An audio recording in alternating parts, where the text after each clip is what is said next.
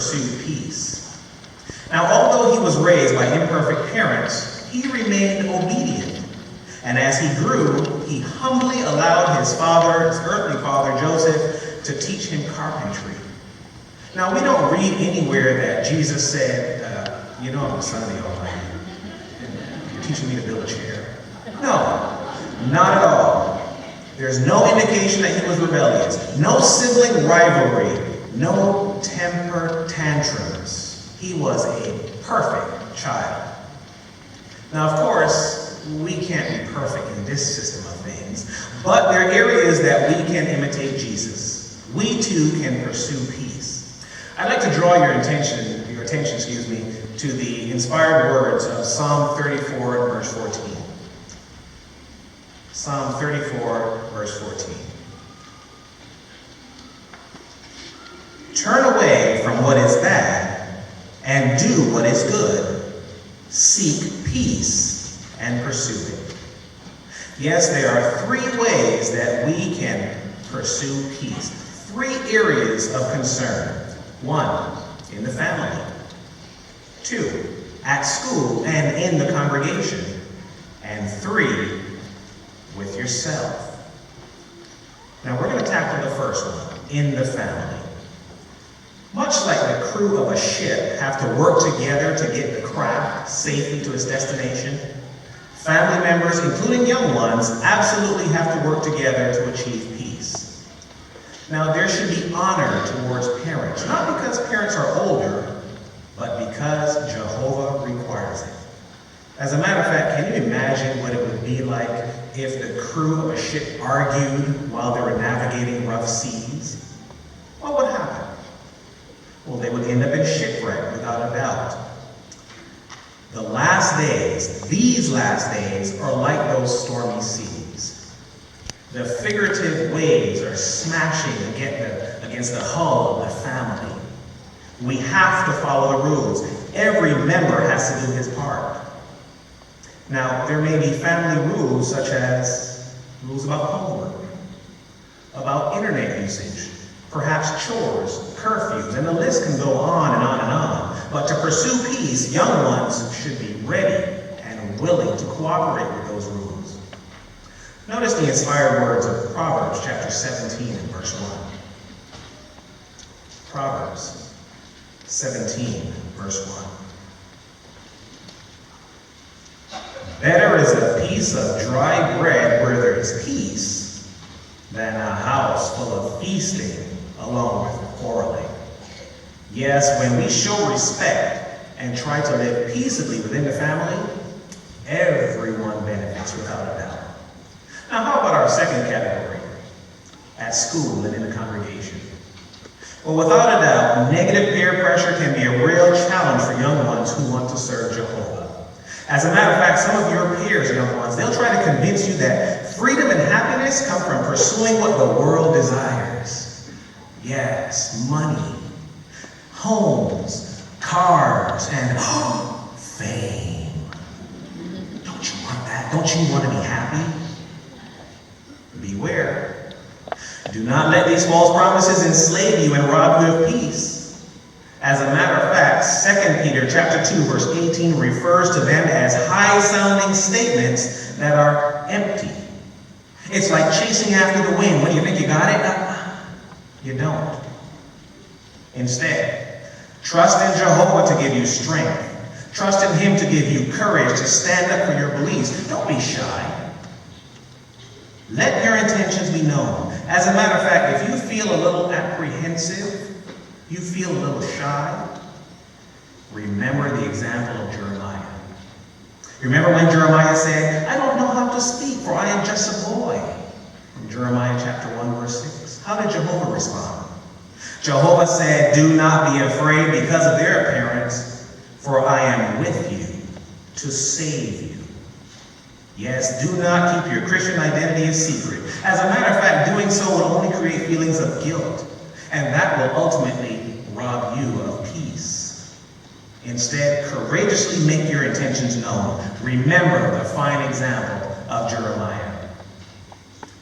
Now, sadly, and this is sad, Even within the congregation, young ones have to choose their friends wisely. Notice the advice that's given at 2 Timothy chapter 2, verses 20 through 22. 2 Timothy chapter 2, 20 through 22. Now in a large house there are utensils, not only of gold and silver, but also of wood and earthenware, and some for an honorable use, but others for a use lacking honor. Now we're going to stop right there for a moment. The reference to the utensils lacking honor figuratively means those who do not have the truth firmly rooted in them. These ones may lead a double life. They may be at the meeting, they may even answer, but their hearts and minds may be removed from the goings-on at the meeting. As a matter of fact, their activities at school, at work, and their social lives may suggest that they really aren't firmly rooted with Jehovah's principles. What should you young ones do about them? We'll continue with verses 21 and 22. So if anyone keeps clear of the latter ones, he will be an instrument for an honorable use, sanctified, useful to his owner, prepared for every good work. So flee from youthful desires, but pursue righteousness, faith, love, peace, along with those who call on the Lord out of a clean heart. Yes, young ones, surround yourselves with spiritually minded young people who will help you not just to achieve, but to maintain your spiritual goals and standards. By doing so, without a doubt, you can be favored by Jehovah, and this will result in contentment and in peace. Now, the last category, pursue peace with yourself. Now, it seems a little awkward. How do I pursue peace with myself? Well, we're going to start this out with a question. Young ones, how do you feel about yourselves? You know, they say that the adolescent experience is like walking a tightrope without a net. But I want you to believe me when I say this, that your parents and every single adult in this auditorium understands what you are going through, because they have been there themselves. We have been there, I'll include myself. We have been there without a doubt. Many feel insecure about their appearance, about their abilities. Many spend unusual amounts of time in the back and looking in the mirror. The young sisters are checking their hair. The brothers are checking their muscles. We understand this. We understand this. You may feel awkward. You may feel anxious. You may feel confused. It's okay. It's okay, because you're young and virtually everything about you is changing. Some young ones feel that there must be something wrong with them if they're not popular. They become overly concerned about what other people think about them. Does this describe you? Do you want to be one of the cool kids? Because the cool kids always seem to fit in? There's a song about that, isn't there? I'm not as old as you think. Remember this one important fact. Your true value lies in how Jehovah views you, not other people. Their opinion does not matter. How does Jehovah view you? If you do it Jehovah's way, you are one of the cool kids. Now, speaking of cool kids, we have two who we'd like to interview today. We have Annabelle Latera and Matthew Grajeda. Now, because girls go first, we are going to talk to Annabelle. And Annabelle, we understand that you have experienced bullying. Can you tell us about that situation and just what you did to pursue peace? At times I felt angry or wanted to cry, but I would remember the first thing I needed to do is pray to Jehovah. I would ask him to help my bully to calm down and to give me the strength and to say the right words to say to the girls picking on me. There are also times when it was just best to walk away. I talked to my mom about what happened every day at school. One thing that helped me was by watching the video on jw.org called Beat a Bully Without Using Your Fist. We would practice what my bullies would say or do so I could respond in a good way. Okay, very good. So, what positive outcome resulted from your efforts to pursue peace? The best outcome and answers to my prayers was when I found out that my bully was moving away.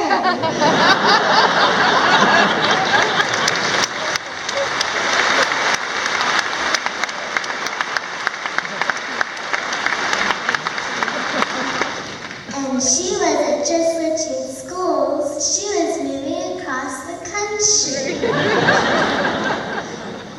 Before she moved, she told me that she wanted to be my friend. So I knew by me being peaceful, we left off on good terms.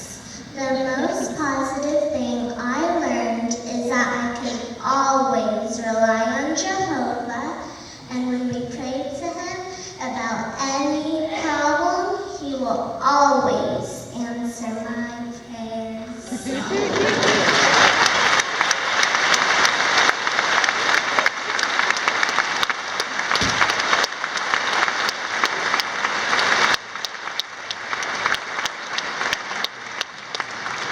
Pray to Jehovah, and what does he do? He sends her a U-Haul truck. Never let it be said he doesn't have a sense of humor.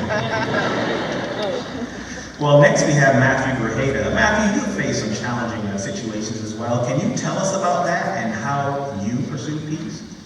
Yeah, I faced some opposition from some very close relatives. During a particular break from school, I decided to stay with these relatives. And it was during this time that I faced very severe opposition and verbal attacks. But throughout this worldview, I did my best to pursue peace. Constant prayer to Jehovah and reliance upon him helped me to remain calm and to respond in a respectful manner regarding my faith. Okay, good. And what positive outcome resulted from your effort to pursue peace? The positive outcome came a few years later. Once our families began to recommunicate, we invited them over for a weekend. And on our meeting day, my aunt asked me where I was going. I told her that we were going to one of our Christian meetings, and she asked me if I could pray for her while I was there. This really impressed me because she was the foremost to oppose the truth. So I feel like pursuing peace during that time of opposition was a reason why her attitude changed to her faith. Yeah, that's very good. So in effort, you were the spiritual tenderizer there. She softened her up. Very good examples of pursuing peace.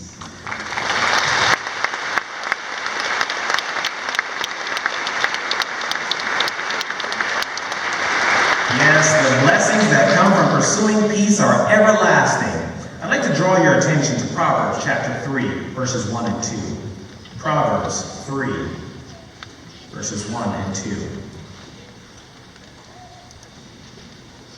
My son, do not forget my teaching, and may your heart observe my commandments, because they will add many days and years of life and peace to you.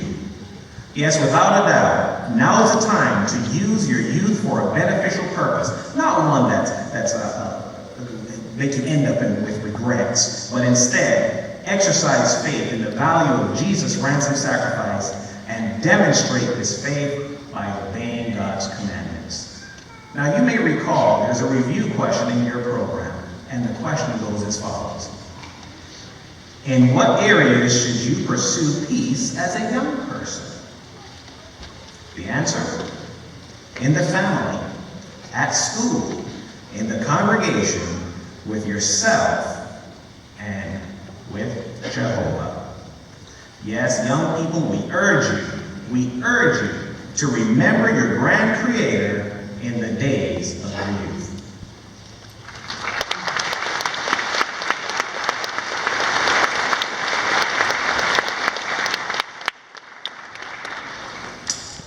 Thank you for those reminders.